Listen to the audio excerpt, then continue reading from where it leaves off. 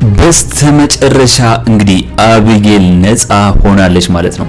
እንደሚታወቀው አቢጌል እንግዲህ የአርጁንን ጓደኛ መተሻል ወይም ደግሞ ገለሻል ተብላ በፖሊስ ቁጥጥር ስር እንደዋለች ይታወቃል። ነገር ግን ያ ነገር ያው አልተጣራም ነበር። አሁን ላይ አቢጌል የሰራችውን ያንን ስራ መጥፎ እንደሆነና ከዛ ስራ እንድትማር ከህይወቷ እንድትማር ነበር አሁን ላይ ደረጀ የቀጣት ማለት ነው። ስለዚህ ቢመክራትም ከዚህ ቀደም እንግዲህ ምንም አልሰማ ያለችው አቢጌል አሁን ላይ ግን ህይወት ራሱ እንዲህ ሲቀጣት ትለወጣለች ብሎ አስቦ ነበር። ያው አቢጌልም እንዳየናት አሁን ላይ የተለወጠች ነው የሚመስለኝ ማለት ነው። እንግዲህ የአርጁን ጓደኛ በአካል መጥቶ ነው እንዳልሞተ ያረጋግጥላቸው ወይም ደግሞ ለሁሉም እዛ ጋር መጥቶ ያሳያቸው ማለት ነው እንዳልሞተና በህይወት እንዳለ። አቢጌል እንግዲህ የአርጁንን ጓደኛ ካየች በኋላ አላመነችም ነበር። እንዴት እውነት እኔ እኮ የሞትክ ነው የመሰለኝ ብላ የሞተ መስሏት ነበር ያሰበችው ማለት ነው። ነገር ግን ያው የአርጁን ጓደኛ በህይወት እንዳለና አሁንም ቢሆን እንዳልሞተ አረጋግጦላታል ማለት ነው። እሷም እንግዲህ በደስታ ነው ፌንት በልታ የነበረው ማለት ነው። ከዚህ መጀመሪያ ማለት ነው እንዳየችው ደረጀ የአርጁንን ጓደኛ ይዞ ሲመጣ ፌንት ነው የበላችው። እንዴት በህይወት ሊኖር ቻለ ብላ ማለት ነው። ይሄ ሁላ ነገር እንግዲህ ተቀነባብሮ እንደሆነና ድራማ ሆኖ እንደነበረ ከዚህ ቀደም ነግሬያችሁ ነበር ካስታወሳችሁ። ምክንያቱም ያ ሰውዬ ወይም ደግሞ ያ ልጅ በአቢጌል ምት ብቻ ሊሞት አይችልም። ናታንና ደረጀ አቢጌልን ለማስተማር የሆነ ነገር ባያስቡ ኖሮና የሆነ ነገር እቅድ ባያወጡ ኖሮ ልጁን አሳክመውት ባይሆን ኖሮ ይሄ ሁላ ነገር አይፈጠርም ነበር። እንግዲህ ያኔ እንግዲህ አቢጌል ገላለች መታለች ተብላ ናታንና ደረጀ በመጡ ሰዓት እንግዲህ ደረጀ ወይዘሮ ማርታን ወደ ላይ አንዴ ላናግርሽ ብሎ ከወሰዳት በኋላ ምንድነው ያወሩት? እሱን ለኛ አልተናገሩም ወይም ደግሞ አላሳዩንም። ስለዚህ እኛም ሞቷል ብለን እንድናምን ነበር የፈለጉት። ነገር ግን እኔ ግን ከዚህ ቀደም ልጁ እንዳልሞተና በህይወት እንዳለ ደረጀ አቢጌልን ለማስተማር የፈለገው የሆነ ነገር እንደነበር ቀድሜ አውቄ ነበር። እስቲ እናንተስ አሁን ላይ ነው ያወቃችሁት ልጁ እንዳልሞተ ወይስ ያኔውኑ ቀድሞ ልጁ አልሞተም ብላችሁ አስባችሁ ነበር? ሁላችሁም እስቲ ሳትዋሹ ኮሜንት ላይ ሐሳብ አስተያየታችሁን ማስቀመጣችሁን እንዳረሱ። እንግዲህ ዳጣ ክፍል 99 ቶሎ እንዲለቀቅ ሁላችሁም ኮሜንት ላይ ክፍል 99 ቶሎ ይለቀቅልን በማለት ይህንን ቪዲዮ ላይክ በማድረግ ይጀምሩ። እንግዲህ አቢጌል አሁን ላይ ነፃ ወጣለች። አሁንም ቢሆን ደረጀ አቢጌልን እያስጠነቀቃት ያለው ነገር ምንድነው? ካለፈው ስህተቷ እንድትማርና ያንም ነገር ሆን ብሎ እንዳደረገ ለዛም ደግሞ ደረጀ ይቅርታ እየጠየቃት ነበር ማለት ነው። ነገር ግን አሁን ላይ አቢጌል ነፃ መውጣቷና አሁን ላይ ልጁ እንዳልሞተ ካወቀች በኋላ በቃ የደስ ሁኔታ ውስጥ ነው ያለችው። በጣም ደስ ብሏት ነው ያለችው። እንግዲህ አሁን ላይ ዳጣ በናታን ላይ ተናዳበታለች ወይም ደግሞ አኩርፋለች። ምክንያቱም እንዴት ከደረጀ ጋር ይሄንን ሚስጥር እያወቅ ለምን ለኔ አትነግረኝም እኔ እንደዛ ተጨንቄ እያለ ብላ እንግዲህ ናታንን አኩርፋው ነበር። ነገር ግን ናታን ያው ደረጀ ስላስጠነቀቀውና ይሄንን ሚስጥር ከሶስታቸው ውጪ ከደረጀ ከማርታና ከናታን ውጪ ማንም እንዳይሰማ ምክንያቱም ዳጣ ይህንን ሚስጥር ብታውቅ ኖሮ ሳታስበው የሆነ ሰዓት ልታፈነዳው ወይም ደግሞ ልትነግረው ትችላለች ብለው ስለሚያስቡ ነው ያልነገሯት ማለት ነው ለዳጣም ቢሆን። ለዛም ነው ብሎ ናታን እየነገራት ማለት ነው። ነገር ግን አሁን ላይ ያኔ በነግርሽ ኖሮ አሁን ላይ የደዚህ ደስታ ተካፋይ አትሆኝም ነበር፣ እንደዚህ ደስ አይልሽም ነበር ነው ያላት። አሁን ላይ ናታን ያጠፋው ጥፋት ምንድነው? ዳጣን አብረው እንድተኛ ማድረግ አልነበረበትም። ምንድነው እንዴ?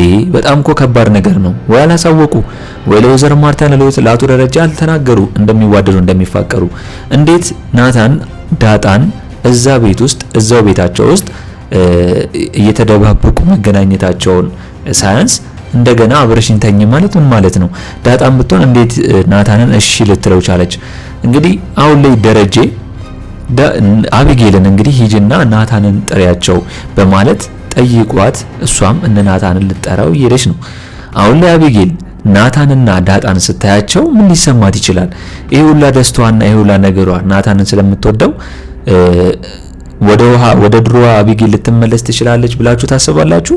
ወይስ አቢጌል እኔ ምን አገባኝ ሁለቱም ይዋደዱ ከሆነ በመሃላቸው መግባት የለብኝም ብላ አዲስ ማንነቷን ወይም ደግሞ ያ ባህሪዋ የተቀየረው አሁን ላይ በአዲስ ማንነቷ ትመጣለች ብላችሁ ታስባላችሁ አቢጌል? ሁላችሁም እስቲ በዚህ ጉዳይ ሐሳብ አስተያየታችሁን ኮሜንት ላይ ማስቀመጣችሁን እንዳረሱ።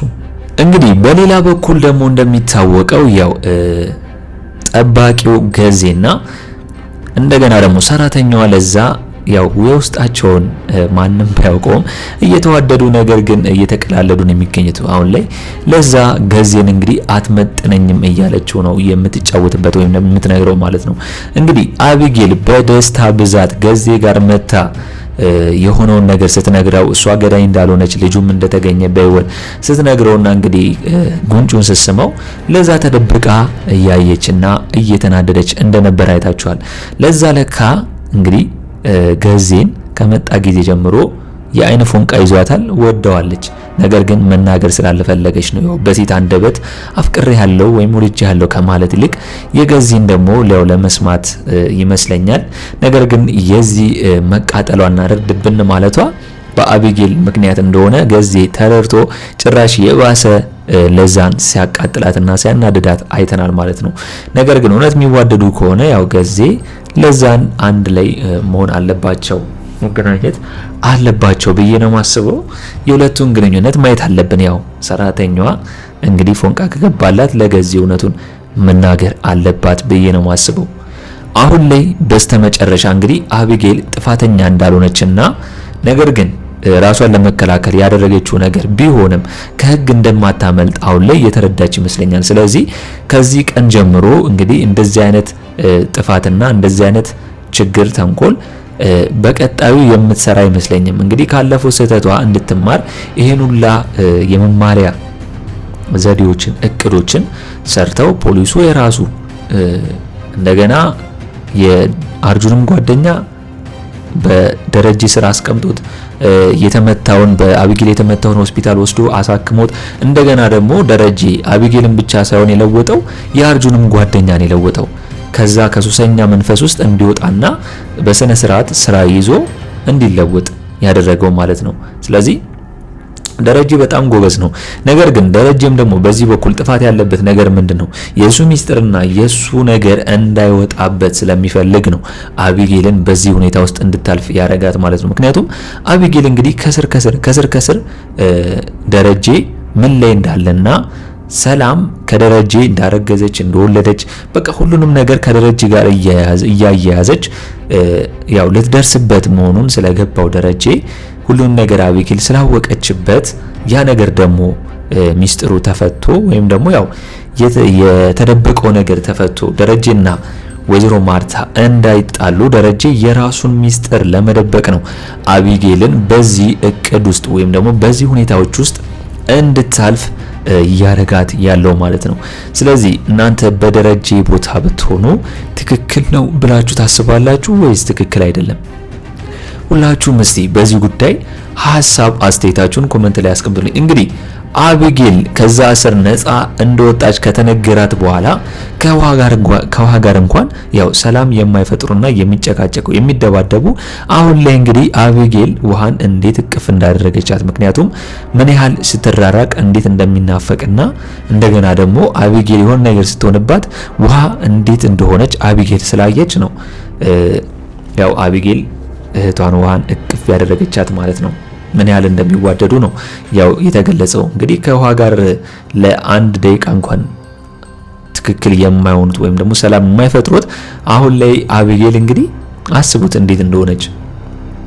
እንዲያውም አሁን ላይ ውሃ አቢጌልን ስታያት እና ይልቀፍሽ እንኳን ስትላት ፈርታ ልትሮጥ ነበር። ምክንያቱም ካሁን ትመታኛለች ካሁን ታጥረገረኛለች በጥፊት ለኛለች ብላ እየፈራች ማለት ነው።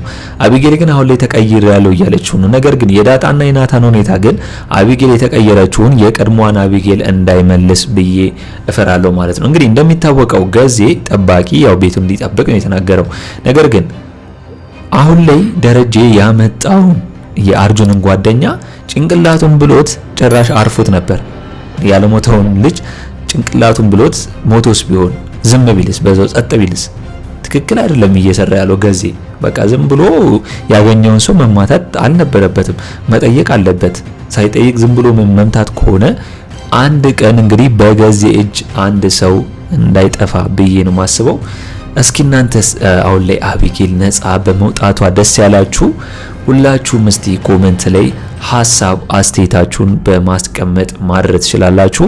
እንግዲህ በቀጣይ ክፍል ይሆናል ብላችሁ የምታስቡትን አቢጌል የናታንና የዳጣን አንድ ላይ መተኛት ካየች በኋላ ሊፈጠር ይችላል ብላችሁ የምታስቡትን በኮሜንት በመስጠት ማድረስ ትችላላችሁ።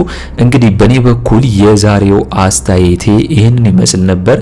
ዳጣ ክፍል 99 ቶሎ እንደተለቀቀ እኛም በኮሚኒቲ ፖስታችን ስር ወዲያው ለእናንተ የምናስቀምጥላችሁ ይሆናል ማለት ነው። ለቻናል አዲስ ከሆናችሁና ሰብስክራይብ እስካሁን ያላደረጋችሁ ካላችሁ ሰብስክራይብ በማድረግና የደውል ምልክቱን በመጫን ቤተሰብ እንድትሆኑን በአክብሮት እንጋብዛለን። ሁላችሁም እስቲ በቀጣይ ክፍል እስከምንገናኝ ድረስ መልካም ቆይታ ይሆንላችሁ። ቻው ቻው።